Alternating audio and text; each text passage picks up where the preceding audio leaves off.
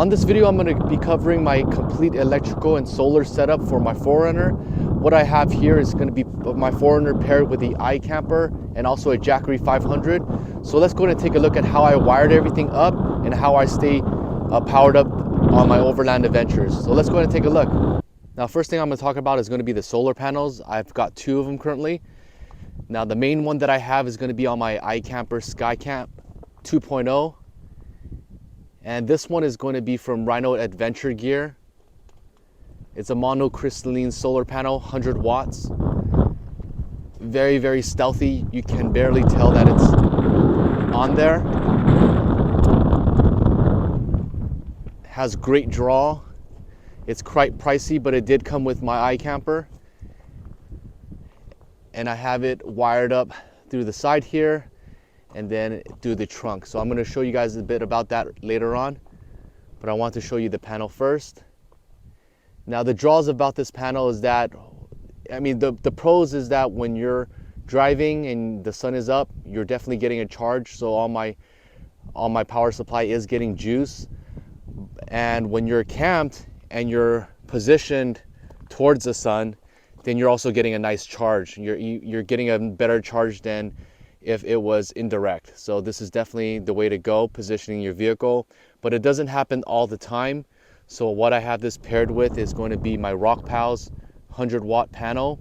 This is a great new panel that they just came out with. Again, they have a $90 off coupon for this product, which you'll see in my descriptions below.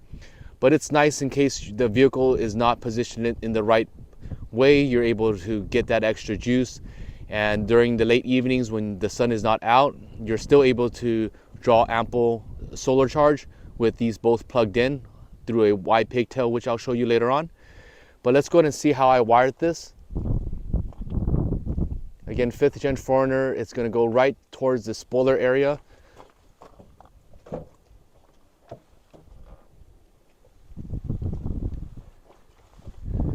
Now I have it wired through here, and I'm following basically the wire loom from the trunk.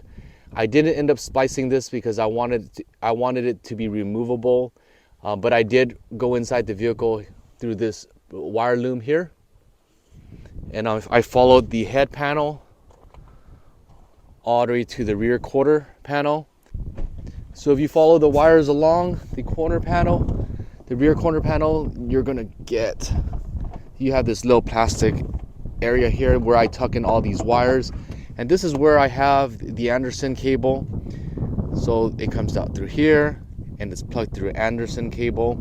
This is nice because it's a quick disconnect. I can just disconnect this and take out the electrical and then put everything back in whenever I don't need it.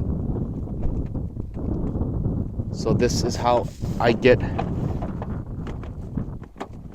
the wires ran in, and then from that Anderson cable it coughs out a 8mm, which I'll show you. So before I show you guys the battery pack, I'm running a fridge. I'm running this fridge 24 hours in the vehicle, so it's nice. I have enough juice to keep it going. So before I get into that, let me finish off with the solar panel. So this has been a game changer for me, having an extra panel. You never know where you're going to have to position your vehicle, and having a portable solar panel definitely helps out in making sure that you're able to capture the sun at all times. So I really like this. This folds up really nicely as well. It's only about 8 pounds, so it's not too heavy at all, and it's very, very thin, only about 2 inches thick when everything is folded up. What's also really cool about this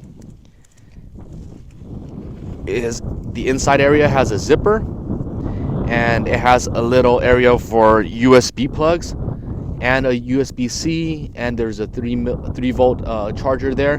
So what's nice about this is, besides the wiring being able to tuck in here and zipper it in, you can also charge, for example, your phone, a headlamp, anything that you need power from and you don't want to disturb your JACKERY while it's charging. You can just tuck into this pouch while you're getting that good charge. All right, now for the solar panel, let's go ahead and follow this wire in.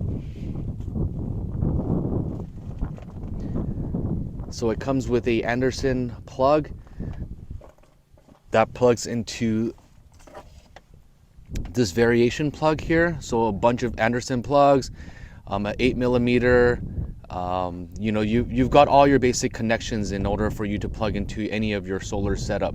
So right here I have it plugged into a 8mm adapter, and that is what is charging or plugging into the Jackery. All right, now this is the back of my fridge. This is where I store my Jackery at. I'm gonna go ahead and show you how I have this set up. So I'm gonna unplug that first. And this is gonna be the Rockpals. This is what I use here. I have a pigtail which splits. And when I have this connected and I plug in the 8mm to the charging, this is from the Rockpals alone. So the Rockpals currently right now, it's drawing in about 34 watts. So it is not that sunny today, but it is giving me 34 watts here. And if I disconnect the Rockpals and I plug in the Solarhawk, okay, now that is angled directly at the sun. I'm getting 85 watts.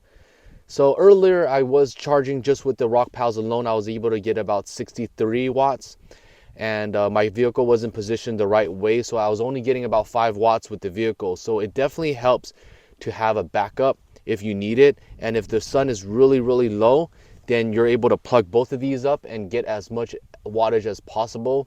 I think the most I've seen is about 85-90 watts. If I plug in both at the same time, I actually get lower wattage of a draw. I get about 70 because it detects the maximum amount of draw that you're getting, so it doesn't fry your Jackery. And so it isn't as efficient having both plugged in. So since the Solarhawk is drawing a good amount of wattage, 85 alone, I'm not going to need to use my Rockpals. But this is pretty much how I have it set up. This is the fridge plug here. And so I have a dual splitter. I might be looking for a triple because I already maxed out my double. I'm going to be needing a new socket for my light system that I'm running for my iKamper. So this is kind of nice having a triple.